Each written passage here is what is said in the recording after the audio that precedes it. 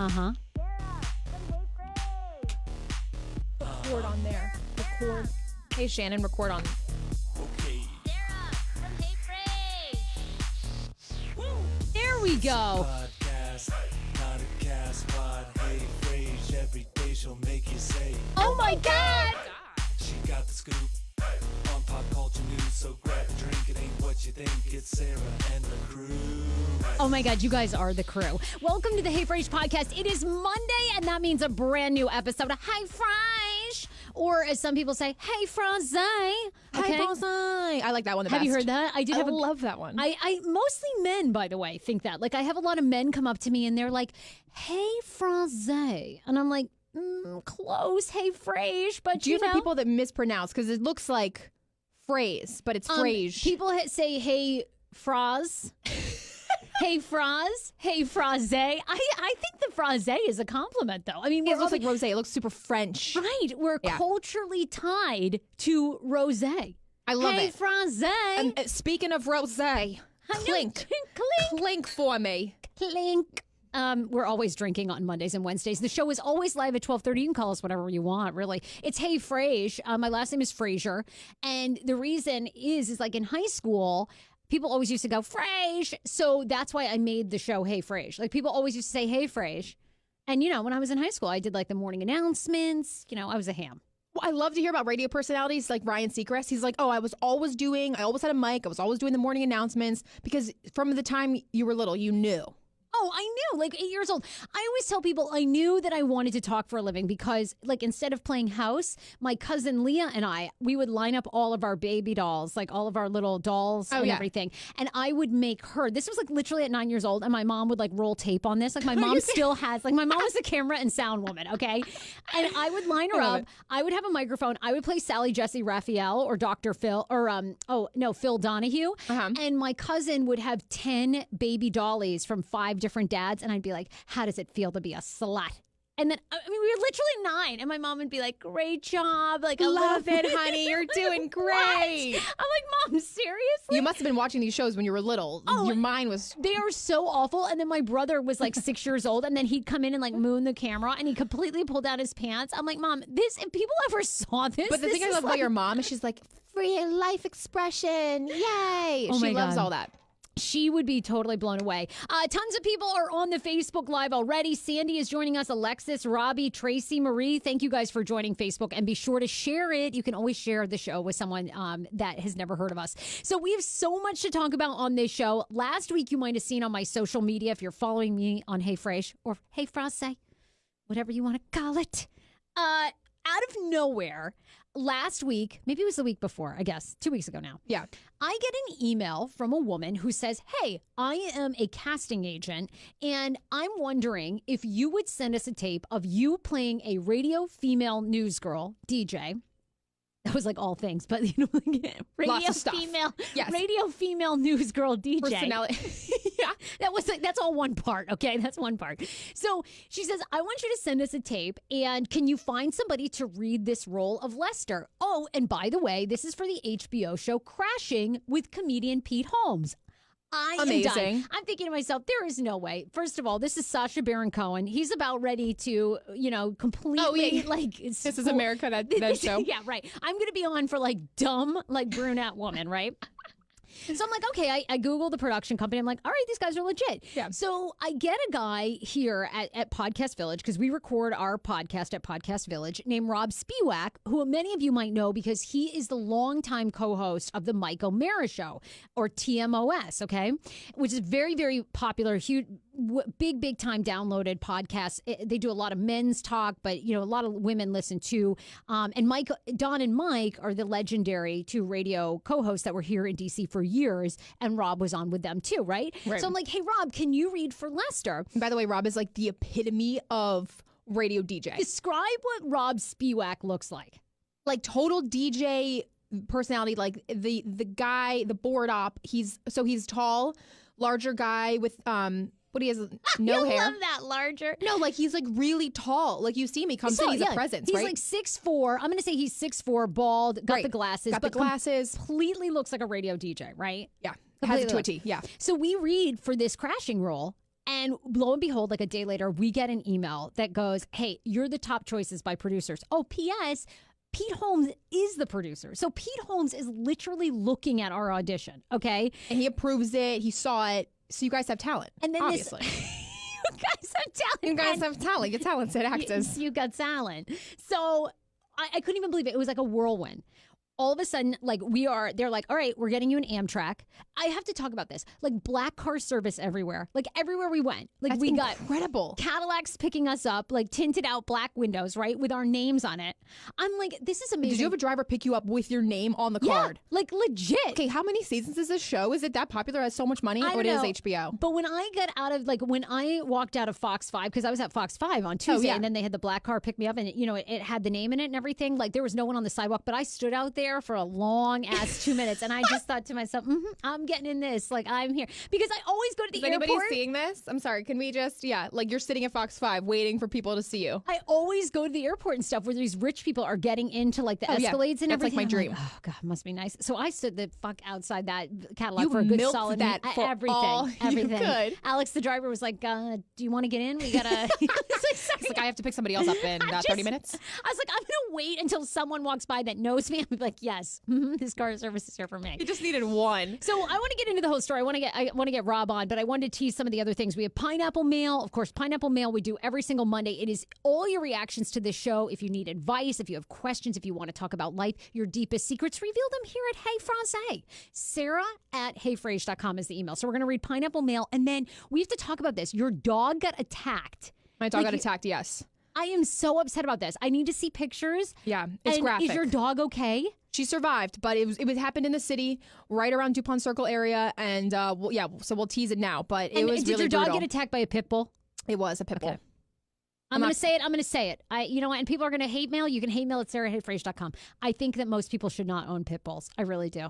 I really do. I think If people you don't are know how not to train them, if you don't know how to train them from birth, from puppy, then if you're trying to rescue them, you have to be prepared and know how they act. Dan says I'm a speciesist, but we just had a woman walk in, and I'm sorry, I'm totally judging her, and you can write in all the hate you want on Facebook. Yeah. But I am like, Dan, I feel like I am becoming Permit Patty. I'm like, I really want to report this woman as having a pit bull. What are they going to call me? Hashtag Pitbull Sarah? Is this where you live? Yes. Oh, in your building, and you're like, she walked through the lobby the other day, and she had dropped the leash. So she's not outside yet with the dog. She's walking through the lobby on her cell phone. Oh, no. And the leash. And I thought to myself, this dog is going to eat my face off. And what am I going to do? Is it one of those jacked pit bulls with like the muscles that are protruding? You know those dogs? They look like they have they have steroids. No, it wasn't that bad. Okay. But I still just think that most people are not equipped to own pit bulls. And I looked at this woman and I thought this. Did you say anything? And you were like, I'm going to tell the front desk later. Well, that's what I said to Dan. I was like, you know what? This bitch. You didn't confront her first. You just gave her a disappointing look. Hashtag dog permit Frase. Like, that's what I'm going to be. I really am. I'm like, this woman is already irresponsible, and she's like lived in the building 2 days. You have never seen her before, this woman. No, I'm So she sure must this have just pit bull moved is in. probably this pit bull probably saves like all blind people. It's probably like the sweetest The thing. And I'm one like, pit bull, right, yeah. euthanize. Like it's so bad. Anyway.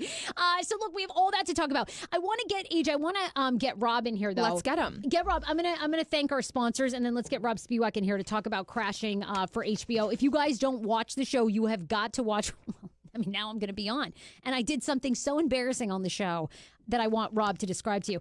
But first, let me thank our sponsors. Jessica Claros is unbelievable. She's got you for auto, home, life insurance. I just got life insurance for the first time. It is so important. She takes care of all your insurance needs if you are in Maryland. Okay, so she's a licensed insurance broker in Maryland for Farmers Insurance. You could just Google Jessica Claros, or you can go to farmers.com/Jessica Claros, or call her office 301-273-1133. I love her. Minority-owned, female-owned business. You need a life insurance policy. I always say this. It's literally how my family survived after my father passed away. So call her, and she's perfect. Spanish-speaking. I adore her for auto insurance as well. Mark Livingstone has got you. If you're going to get auto or home insurance, mostly home insurance, you probably own a home, or maybe you're buying or selling one. How's that for a commercial? Mark Livingstone is your guy. Hey, heyfrase.com. You'll see Mark's face on there. You need to click on them. Cornerstone First Financial has got you for your mortgage and loan needs. And seriously, if you're in the market to buy a home, it's the best time. Millennials are the fastest growing group of people purchasing homes. So definitely go and get him approved. Any application fees or any fees that you might occur up to $450 are completely waived when you say, hey, Frase sent you. So be sure to do that. Hey, Frase for Cornerstone First.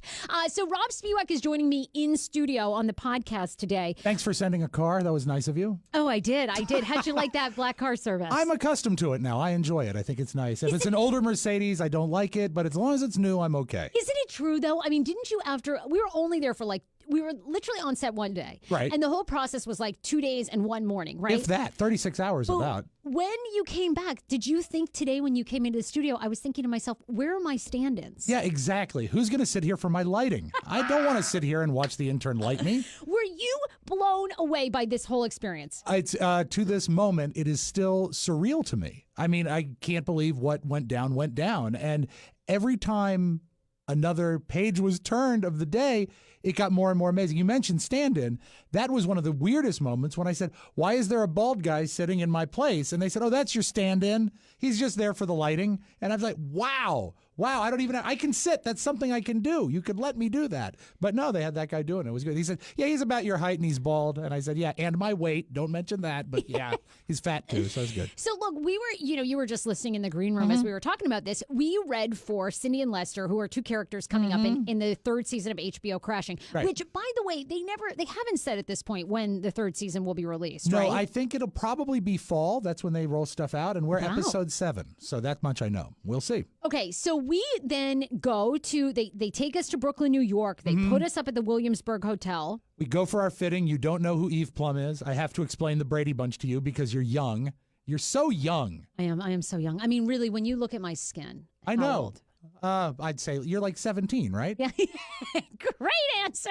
Here, Great and cheers answer. and here's to you. Cheers. Oh my God. So we're in fitting in this little, warehouse in Brooklyn, and Eve Plum. Don't say little warehouse. It was closed for miles. I mean, it was a big industrial facility. It was huge. Massive. So they want us there in New York on a Tuesday for a fitting at 4:30, 5 o'clock. Exactly. Because the next day we have a 5 a.m. pickup call. For a 6 o'clock set report and 7 o'clock shooting. Eve Plum walks in, sits down. You inform me, who did she play on Brady Bunch? She played Jan Brady. She uttered one of the most iconic lines in television history. Marcia, Marcia, Marcia. And I was so excited because it had a name I didn't recognize, then my name, then your name, and then it said Eve Plum on the board there at the fitting room or the fitting facility. And I said, Eve Plum's coming in. She was on the Brady Bunch. She was Jan Brady. And you look at me in total seriousness and say, and which one was that?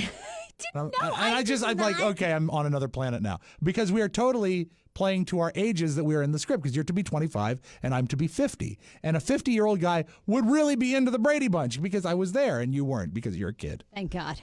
Anyway, no.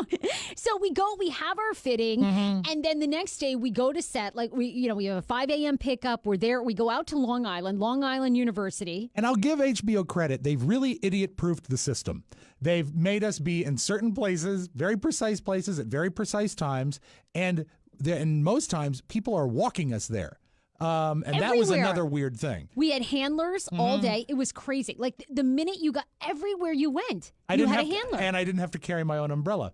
Nicole handled my umbrella. They have someone carries your umbrella. Yes. We each got our own little trailer room. Yeah, well, dressing room. It was like an 18-wheeler split into maybe 8 dressing rooms, and Amazing. we were adjacent to each other. I'm sure you heard me running lines like a mental patient. Oh my God, I did hear you running lines. So we get a script, right? Okay, a couple days before. Right. And then they said, you might get some script changes. Okay, the script changes No, the quote was, this is not the final script, but I can't imagine it'll change much. And I'm like, perfect. I'll memorize this. We'll be okay. So then, of course, at Tuesday, at midnight, they send the script changes. Right. I'm laying in bed at 4 a.m. I open up the email and I'm like, oh, shit. Yeah. Suddenly, Cindy and Lester have a bunch more lines. How the hell are we going to know these? And the tone of the show has changed. We've gone from a sort of feel-good, good morning show to a more shock jockey rock show. So not only have the only one thing hasn't changed is the commercial for Dr. Scholl's, which was a pain in the ass. But that didn't change. But you then nailed it, though. Everything else was different. And don't forget, we had no way to print because there's no business center at the hotel. So we're calling down to Lucian at the front desk saying, I just need a 37-page print job done, please. Is that cool? In the next 10 minutes? They took care of it all, though. They did. It was great. We get on set, and there's this moment where they're on the walkie-talkies. Everybody's there. They're beginning to place the stand-in people. And then they're like, okay, Pete's coming in. Pete's coming in. Do you remember the code? It was Pete's walking. Pete's walking.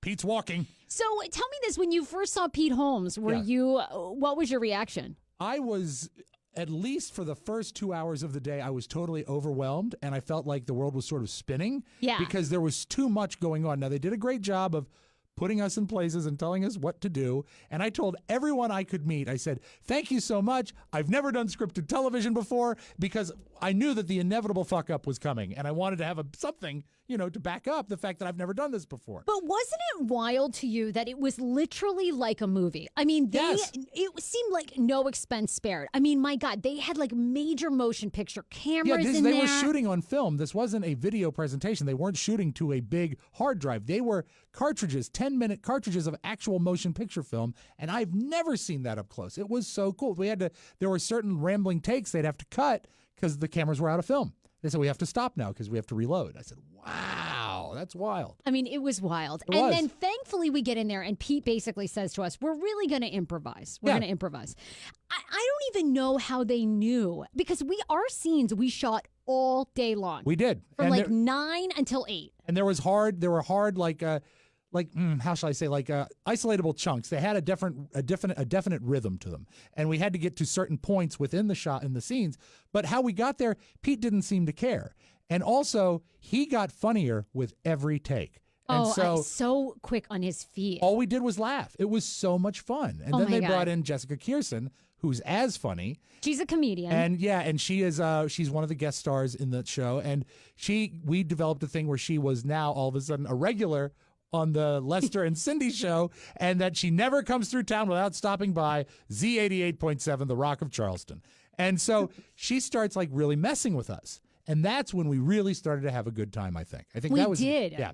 Well, although I do have to say I'm very nervous now for my acting debut because, of course, my family is very excited, right? But we're doing the Cindy, the Lester and Cindy show. And Jessica Kirson comes on, and she's an open lesbian comic, in real life and on the show.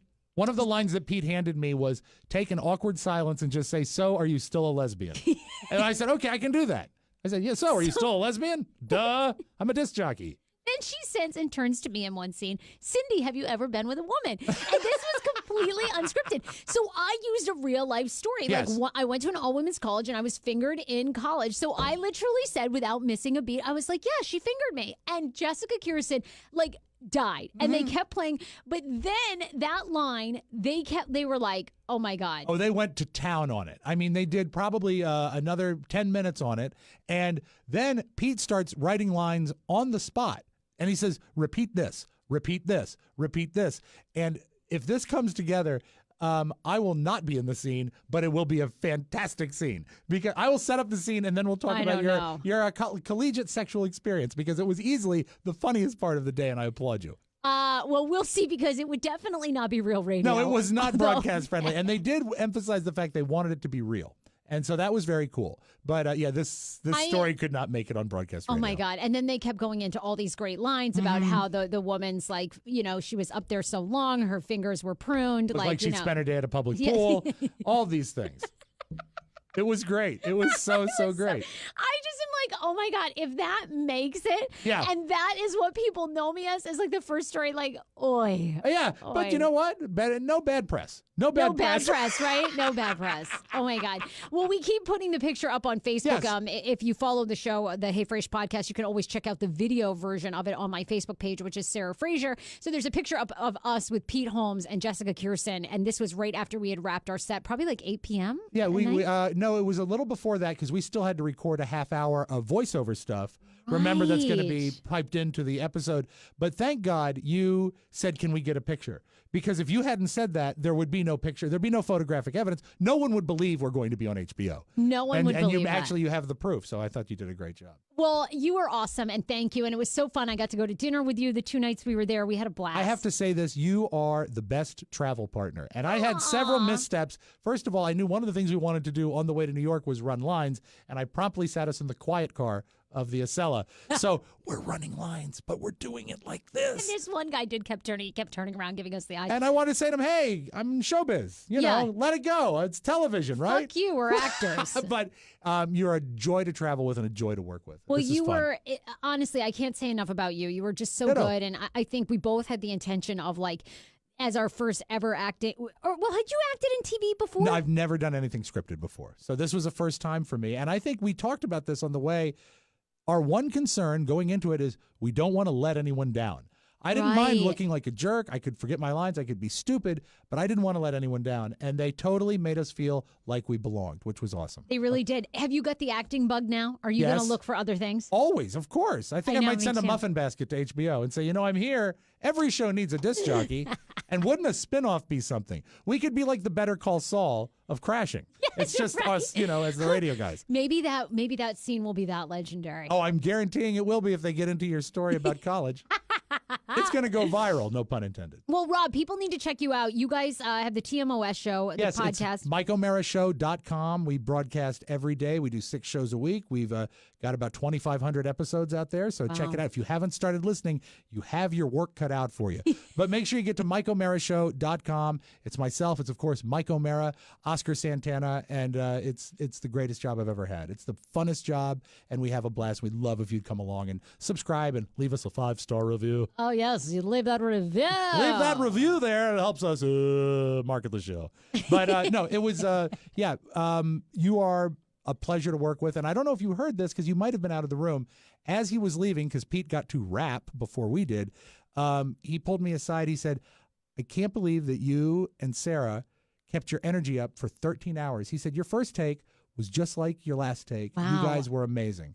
And that made the whole trip worthwhile. It was really so did. cool. So I really appreciate that from him. He was such a nice guy. I know. Pete Holmes was amazing. It really was. The whole crew of Crashing Yes. was unbelievable. Everybody behind the scenes was, really sweet. I feel like it's the best experience, and then our next one will be really awful. Oh, it's going to be horrible. Yeah, It'll yeah, probably be absolutely. something local. Yeah. We'll definitely work with Tom Cruise, and he will not look us in the eye. I'll say, Tom, I don't do my own stunts. He said, you're a disc jockey. What stunt? I said, yeah, okay, we'll learn. Live and learn, live and learn. Live and learn. All right, Rob, thank you so much for being Thank you, on. Sarah. It's a pleasure.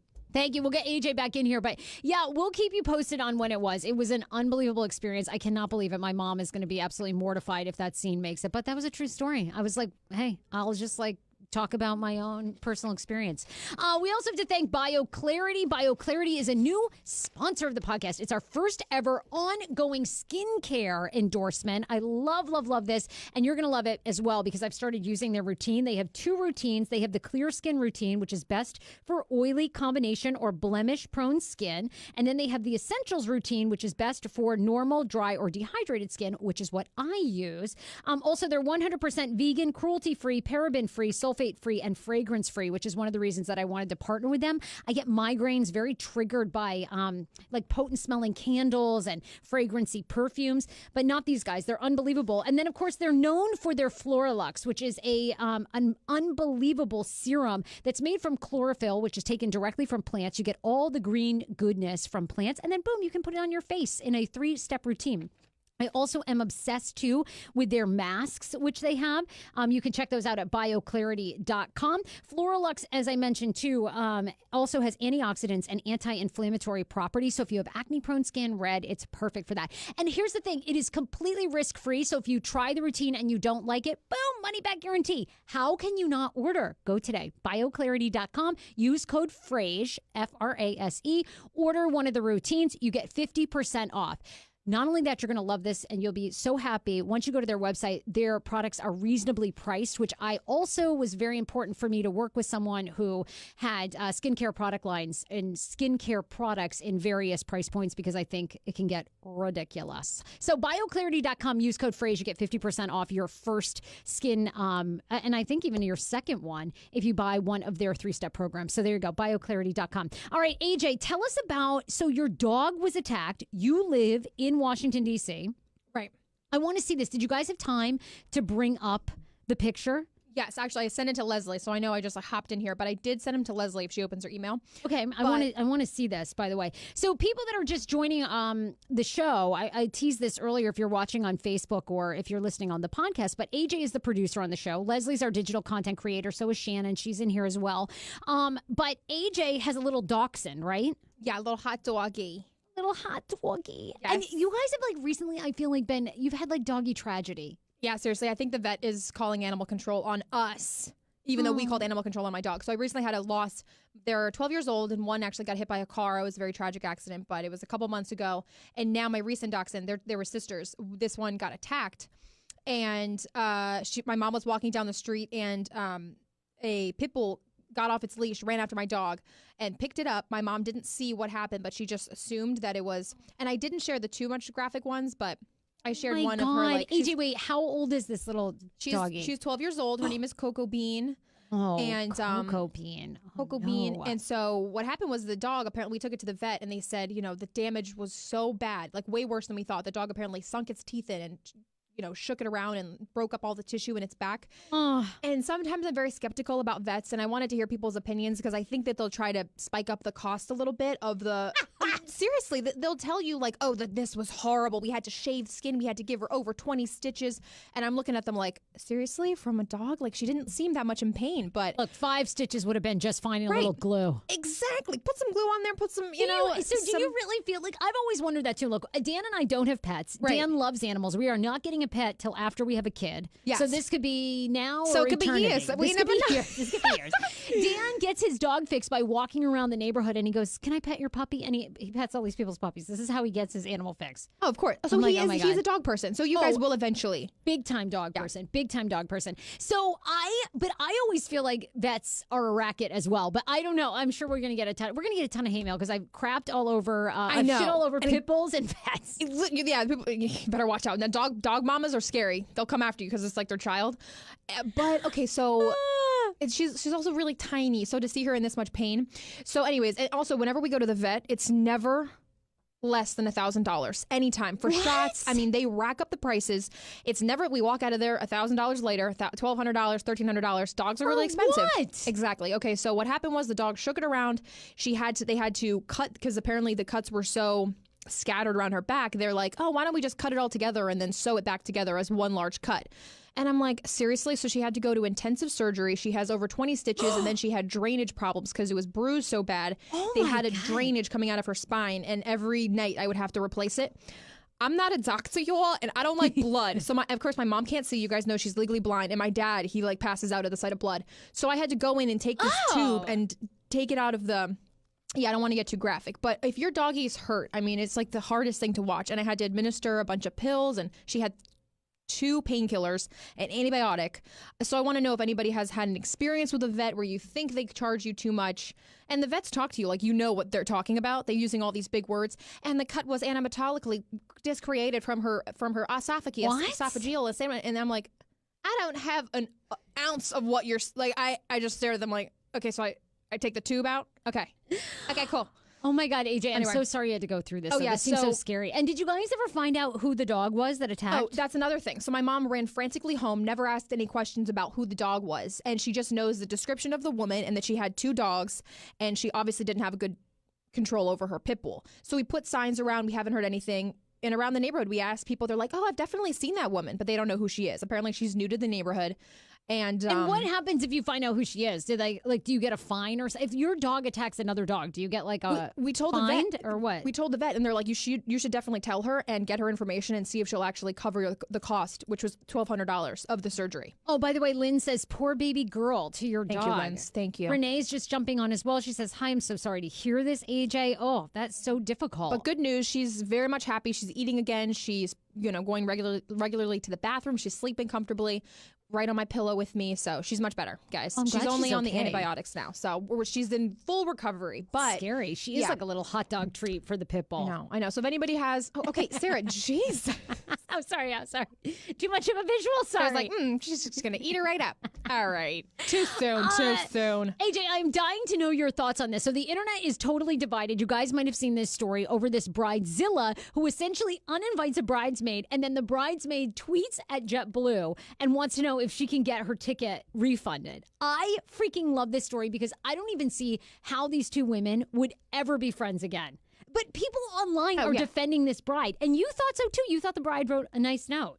Well, you got to read the message the bride sent to the bridesmaid, because she kept saying like, and we're friends, I'm cool, I'm not mad at you, but read it so people can understand. Okay, so here, by the way, this email was first shared by Marie Claire. Now, here's the bride. Okay, this is what the bride is writing to one of her bridesmaids. I'm so glad to hear you booked flights! ! I'm sorry classes are taking such a long time to sort out. I know how hard you're working to be here for the wedding, and it means so much to us. Alex, this is Alex writing the bride. I have a massive favor to ask of you, though, and this is one of the hardest things I've ever had to ask anyone, but I need to ask you to relinquish your duties as a bridesmaid. Bitch, are you kidding? Who says relinquish? You're not a fucking princess. As if she was, like, blessed to be her bridesmaid. Like, I mean, can you come to the wedding, have a fabulous time, and travel in the time you need to without stressing about anything else? When I asked you, I was really hoping that you could be a part of this whole thing. The bachelorette trip, at least the weekend, prep, and the full night of the event. A Sunday night flight means you won't even be able to be there for the whole wedding. The whirlwind nature of your travel has become of your travel plans just won't work with the duties as a party member. I'm so sorry. What? And then she goes on, please don't feel you're letting me down. I'm not, bitch. I'm asking you to do this. I love you and value your friendship so much, and I fully understand the need for you to prioritize school. I want you to be able to focus on that without also worrying about any extra wedding worries. Then she goes on to basically ask for the bridesmaid outfit back. And I know this is incredibly awkward, but there is a possibility that I might be able to have someone else step into the role and assume the duties. Could you please mail the jumpsuit to me? I'll Venmo you the postage and the cost of the jumpsuit. Just let me know the total. Has anybody had a jumpsuit as a bridesmaid dress? Oh my God, I would be like, I would write back the bitch. I'd be like, fuck you. But you know, Sarah, you'd be passive aggressive. Like, no, totally don't worry about it. I'll send everything back, you bitch. It depends. In parentheses. I would. 2 weeks out of the month, I am so zen. Okay. Oh, yeah. But the other 2 leading up to my period, You're a I am psycho, unpredictable bitch. And I think I would. Are you kidding? She hides it well. First of all, there's only one person on this show that is married, and that is Shannon. And I want to know. Yeah, okay. So I was going to say that it is a legitimate message to send to somebody if you know that they're not going to have the time, because you do kind of need for your bridesmaids. And this is why I just had just the one. You had one bridesmaid? Oh, no, I had 3. Never mind. Sorry, I totally forgot. Oh, wow. They obviously didn't mean that much to you. Well, because I wanted to fire my sister because she was like my maid of honor. She wanted to be my maid of honor, and she was a horrible maid of honor because there was nothing that she could do. She couldn't help me with anything, and Oscar's sister ended up doing everything. So you do need somebody. You need that can help. Right. You need somebody to like run interferences, especially the day of, but you also need somebody to like have your back throughout the whole process. And I actually did step down from being one of my best friends, her maid of honor, because because I was like, I'm just not going to be able to do it. I can't put in the time that she was going to expect. And oh my God, I wasn't married at the time, and I didn't get it. And I definitely was like, all right, whatever, like, F this. She's a maniac, Bridezilla. But then getting married, you're like, why isn't she helping me? You know? So then you the tables are turned. You get it, but you don't get it until you're actually going through it. Yes. Okay, well, then maybe I'll feel differently when I get married. But I'm just like, and I guess I'm going to be getting married when I'm older, so I'm not even doing a bridesmaid. Like, my niece is just going to stand up. I'm not doing this whole thing. But, like, that is crazy. I'm so glad no one has ever asked me to be a bridesmaid or a brides. I mean, I've been a bridesmaid. I've never been a maid of honor. But this woman wasn't maid of honor. She was just one of the bridesmaids. So she was going to go. She was just going to get there late. And so then the bride was like, actually, that ruins my day. Well, this woman was going to have to leave, cut like short the wedding. So like she wasn't going to be able to be there for the entire reception and everything. Oh, got it. Because of school. So you know what? I side with the bride because I think if I was in the bridesmaid position, I would feel super bad. You know how I feel like guilty? I'm like, oh God, she probably hates me. So it would be so relieving to see an email from the bride being like, we're totally cool. I don't blame you. I just need the outfit back, hun. Oh my God. Everything. I don't but even then know the that. flight, if I wasn't able to get my flight back, that would change it. Then I'd be pissed. JetBlue refunded her, and they said that they hope that That's the two awesome. girls, that the two women can, rekindle their friendship and everything be okay. They will be. Bitch, She it probably isn't is going in to be law okay school. for a good 18 months. She's probably in law school or some school that's super intense and she can't miss anything. Send back your outfit? Okay, I'm sorry. Also, can't it's a even. jumpsuit. What do people, this is what drives me crazy though, is like the expectation is so high on these weddings. Like you're young, you must have all these friends getting married. They want you to come do. for like the bachelorette weekend. Then they want you to come to the engagement party. Then they want you to come to the, where is it, the bridal shower. Yeah. The fuck? Like I've got a job. Exactly. Yeah. 100%. I'm Skyping I put it on my credit card, the trip to the bachelorette weekend that I'm going to. I'm not supposed to say it because it's a surprise, but it's in a destination and we have to buy ticket. No. Oh yeah, you're right. You can't even reveal it. You can't even reveal it because That's it's how so psycho secret. the super bride is. She doesn't even want you revealing on a show that we don't She use has her no name. idea. So she asked her bridesmaid. She's like, plan me the best bachelorette weekend. So everybody's like, hide it from her. It's a secret. We can't say it. Who are these people? Oh my I know. God, you guys are not fucking Meghan Markle. Also, thank you. I'm like, I'm sorry. Can we just like reiterate my age again? How am I supposed to pay for this? And you have to bring a gift. Obviously, you have to bring the gift for the bridal shower, the bachelorette weekend, all the alcohol. Not to mention your bridal dress, And your 50% wedding dress. of us are getting divorced. That means I'm going to put in 50% effort, and you should be happy because it's only a coin toss if this is going to work. I always ask, what am I going to be in your wedding? That's like the biggest question to ask a friend. And Sarah's like, you're like the flower girl. I'm like, okay. I don't have to pay for a damn thing.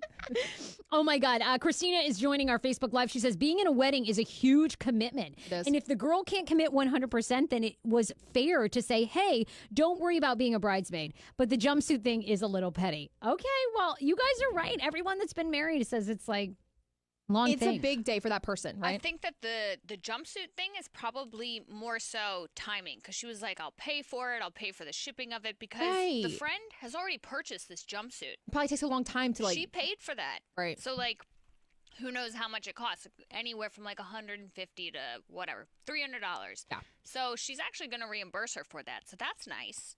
That is nice, Right? And the shipping and handling and everything. Yeah, so So she's all like, hey, let me costs are take this covered. off your hands because now I sort of need to fill this slot, and if I can Right. find somebody to do it, then okay. If anything, I would be like, that's great that I'm being reimbursed for something that I'm not going to use.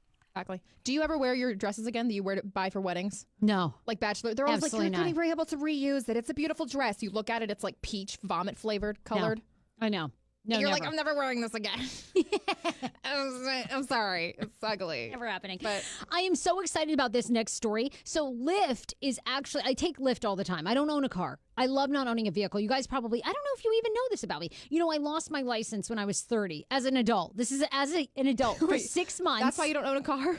Yes, I have a horrible driving record. For 6 months, I lost my car for accumulating so many amount of tickets, speeding tickets, in the state of Maryland. But you're so on top of your shit. I don't understand how you know how this Because happens. I drive with no regard. Like, I don't care. You know, now I really do. I don't care. The only thing I don't do now is I don't honk and give people the finger because I'm sure someone would shoot me. So, like, but It's privileged white lady. Yeah. And people, like, I'm at a traffic stop, I look at my phone, like, and then people honk at me, and I'm always like, piss off. Everybody's looking at Hey, their phone. piss off. Yeah. I've been in the car with you. I thought we were going to die, to be honest. But everybody says that about me, so it's no weird thing. Hey, you're worse than I am. First of all, I drove with AJ one time, and she literally... AJ is horrible. She's the worst. She drove on the shoulder on, like, 110 over in Arlington for a good 3 miles. I was like, girlfriend, this isn't I a lane. thought it She's was like, the oh. HOV lane. So ratchet. She did. She did. I thought it was the HOV lane. I'm like, you didn't notice all the tires and trash and shit in that bucket that we just, like, went by? I mean, come on. They don't clean off the highways around here. Yeah, I bet the she was highways. like, wow, this is a bumpy HOV. Like, what? Yeah, like, what? How did you think this was a lane? Okay? People were honking at me. I was like, they're just jealous that I have 2 passengers and they can't be in the HOV lane. All right, turns out we were on the shoulder.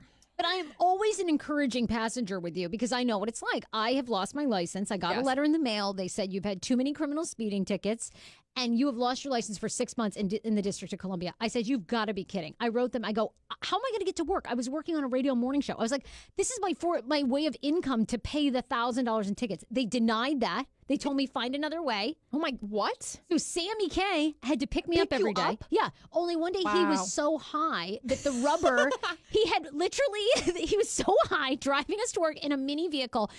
The tires were slashed on his car and he was driving on the rims and the tires were smoking. It was so high he didn't notice.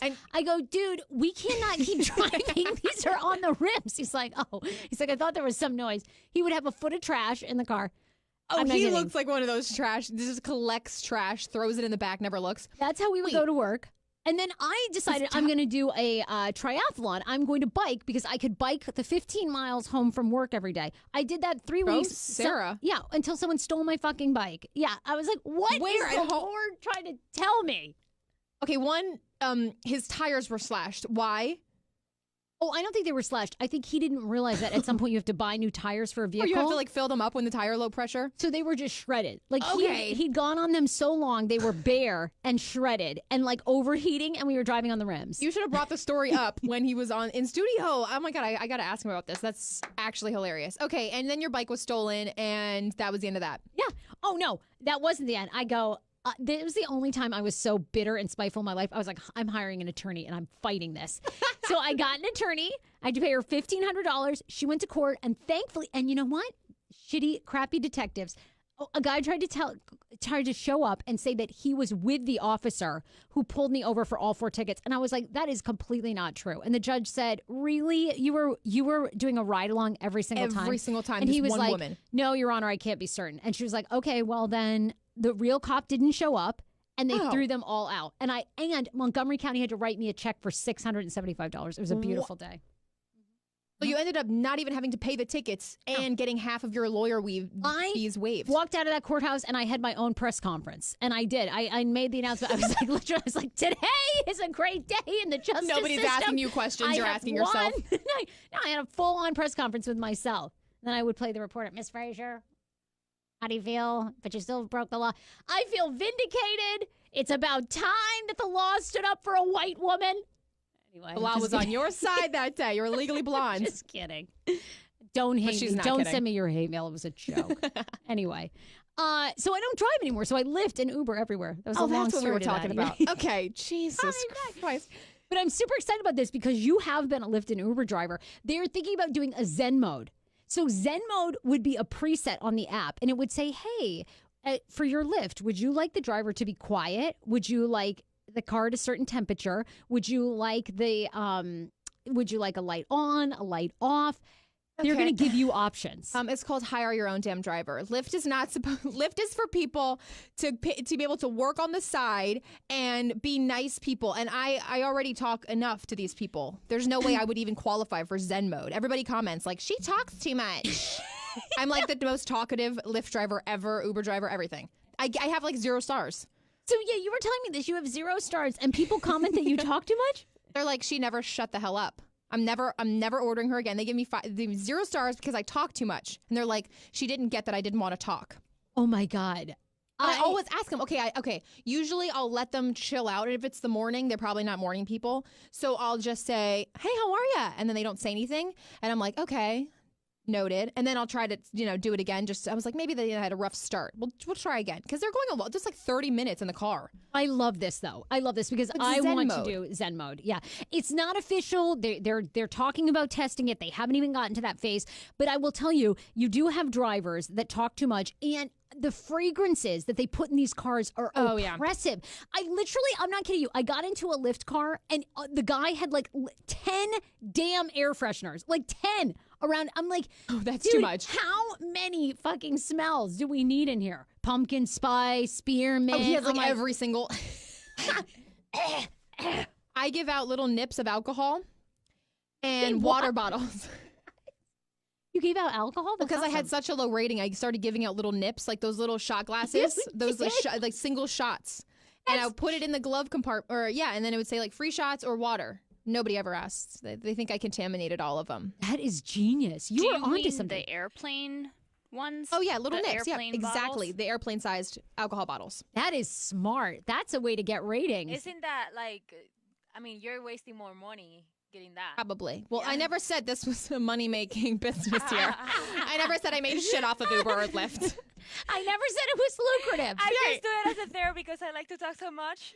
Exactly. I'm like, I have no friends. Maybe I'll meet somebody here. Oh my God. I have had some crazy experiences I'll have to share. That They're is crazy. epic. Epic. By the way, too, I've got to tell you, we are doing stand-up sets. I don't know if AJ is going to be talking about her Lyft and Uber driving experience in her stand-up set, but this coming Friday night, August 3rd, AMP by Strathmore in Rockville, Maryland, we are doing a live podcast show with AJ, with Danny Starr, Paul Wharton, myself. The very funny Rob Mayer, the comedian, is opening for us. Tickets are just $25. You can go to ampbystrathmore.com. Just Google amp.com or Hey Frase. It's right there. We're going to do a live podcast and stand-up show. Have you been writing your stuff? I've been writing and good. shitting my damn pants, Sarah. Really? I'm so scared.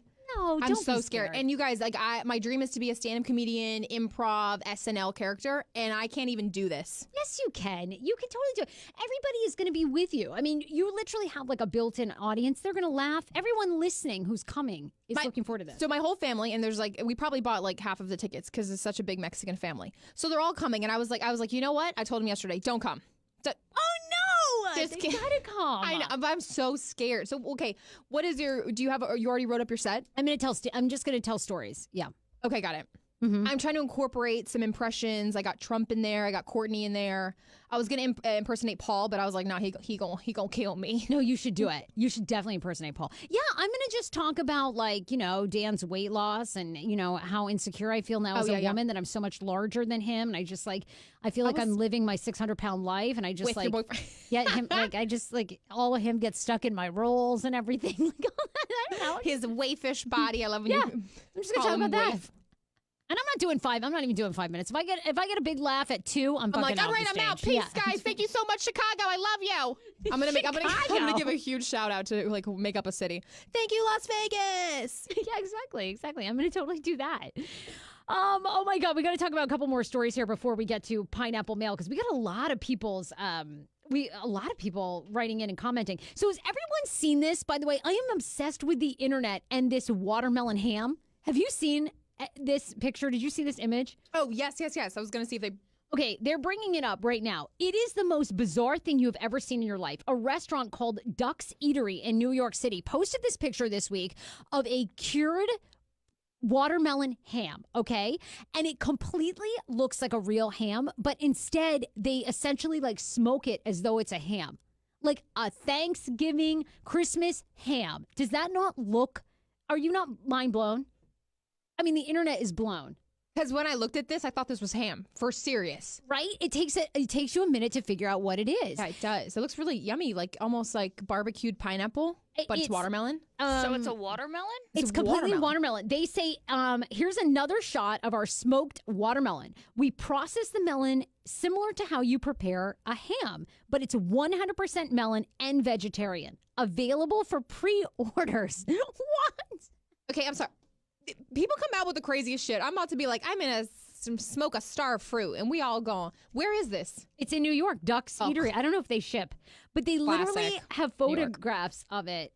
And it looks like a legit ham. Isn't it that your mind blown? I'm like, who It thinks looks to so do that? yummy. People probably go in there thinking it's ham, and then they bite into it. They're like, what the Yeah, tastes exactly like All watermelon. right, we got to try. Can we email them and see if they can send us one? Oh my God. Well, I it won't would taste the same because it's definitely try that. supposed to be in-house. We were having a debate about this on the show earlier because no one even realized it, but we could be getting a white wine emoji thanks to Kendall Jackson Wine. They've been petitioning iPhone and the emoji app to finally be giving people the white wine emoji. Okay? Because we have a red wine one, but we do not have white wine. Do you think that we really need a white wine one? I think there are so many other things that take precedence over this. The fact that they made such a big deal about white wine. I think it's great. What about tequila? What they about all-inclusivity? What about Crown Royal? Well, we're getting the white Patron. wine one because they say it's more popular than red. What about rosé though? Isn't rosé more Rosé popular is than so white? much more popular. Yeah, except for this whole rosé movement. What do you drink? I drink rosé. It's a good mix, though. I love a good glass of white wine. I really do. Depends on what I'm eating. Sometimes I'm not going to be bougie, though. I'll drink anything. Everclear, put it my way. I'll have it. Everclear. Yeah. No, I have standards. I don't think so. I don't think so at all. You're showing your age. She doesn't want cereal either. And I don't like cereal. No, Leslie's always coming in here. She eats cereal for lunch, like in this Ziploc bag. She's always pushing these. I'm like, no, I'm not eating Cheerios. It's 1 o'clock in the afternoon. No. Always pushing them on me. I got to talk about true crime. We love to talk about true crime here. There is, if you haven't seen Staircase on Netflix, is it on Netflix or HBO? Netflix. Okay, thank you. One of the best shows. You'll be blown away.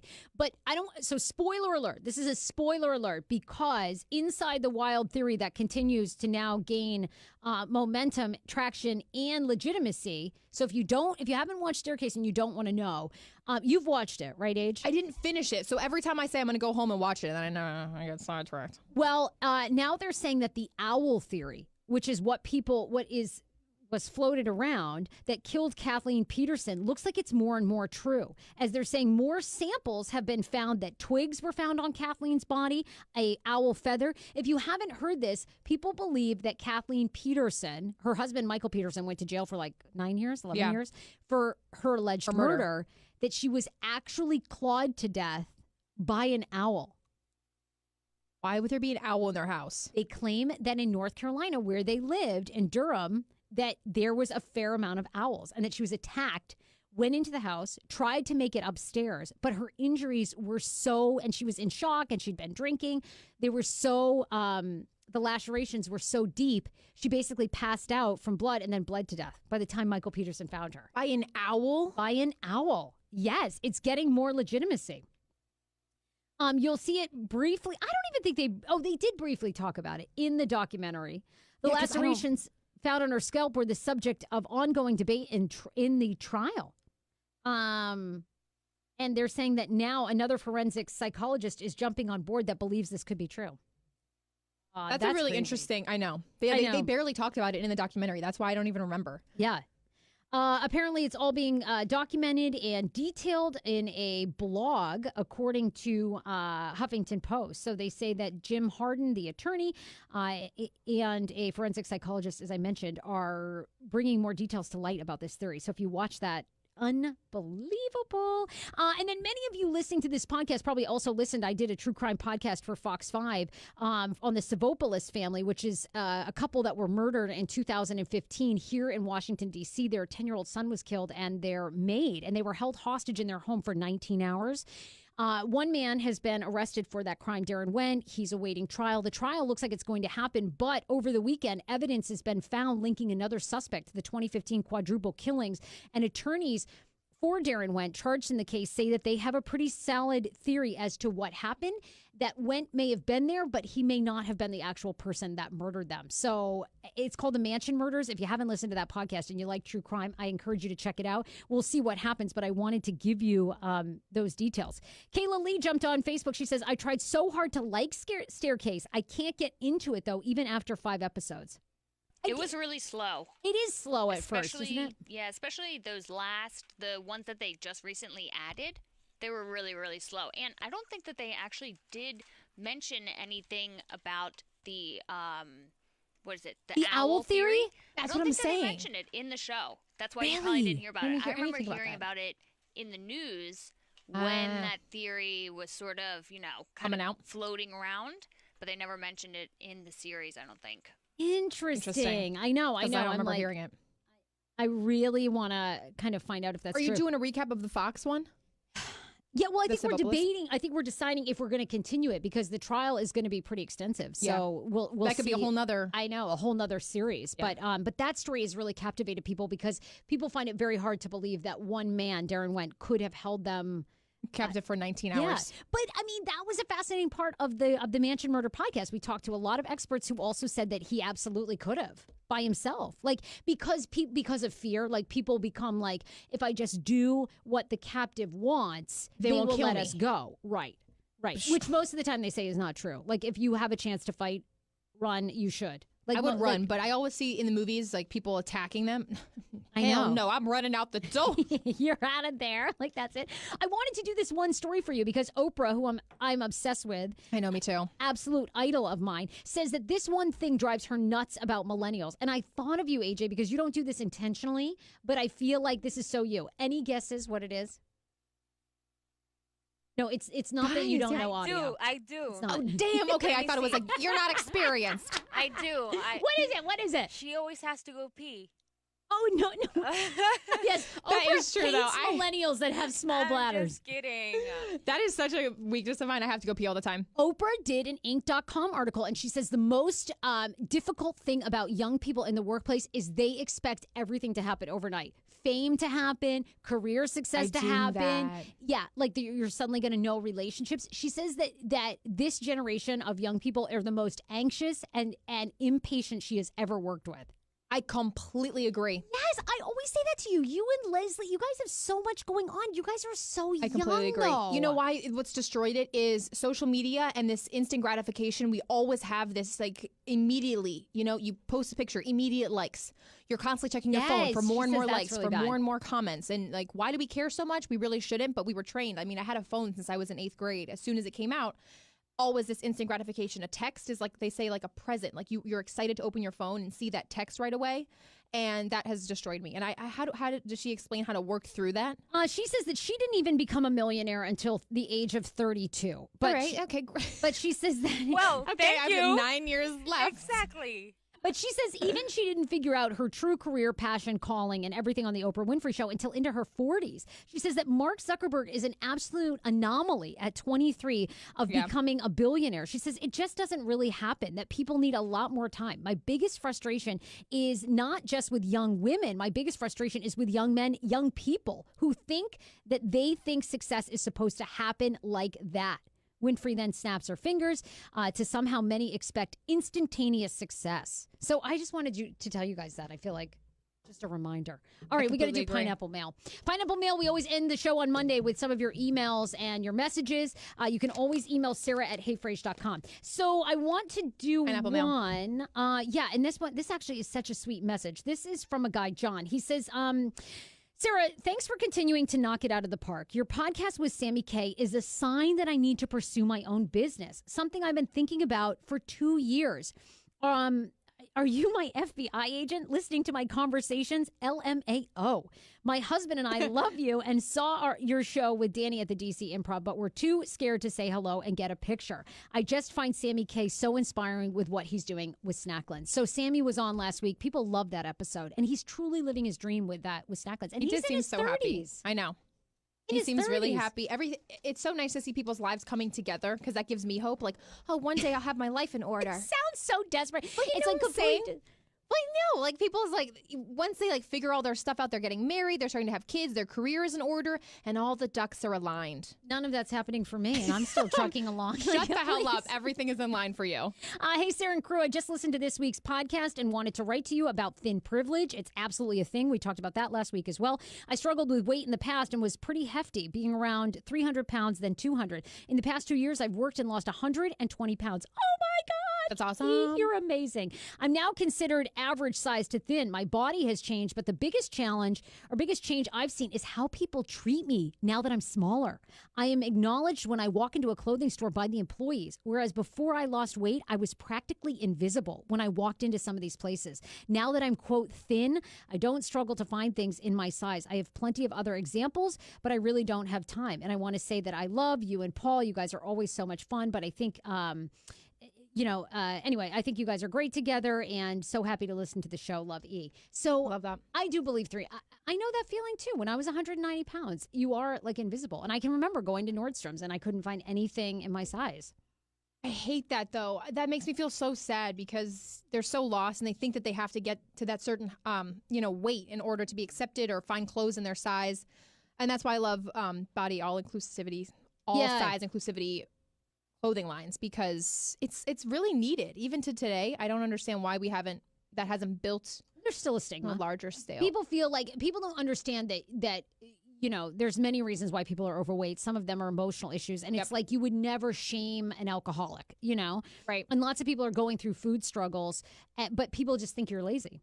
When I was 190 pounds, people were like, well, what's wrong with you? Including people in my own family. Like, oh, you'd be so pretty if you lost weight. Like, oh, okay. Why can't you get this under control? And it's so much deeper than that. They didn't realize there was a deeper it was like underlying depressed. thing. I mean, I've been on all kinds of crazy diets. My metabolism was out of whack. Like, I didn't even know how to eat. I had to retrain myself to do all that. And everybody's different. So even though somebody, works for somebody, it won't work for somebody else. Exactly. Yeah, that's why sharing your journey is really important because you tried everything. Oh my God, every Weight Watchers, that's why I love it. South Beach, Kashi Goleen, cereal diet.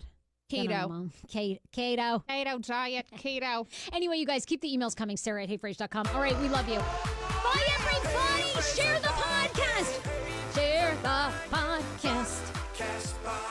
Rock the Casbah.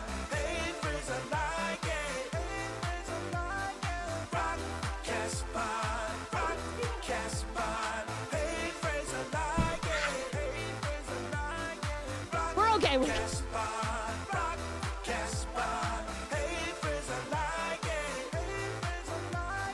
Rock the Casbah.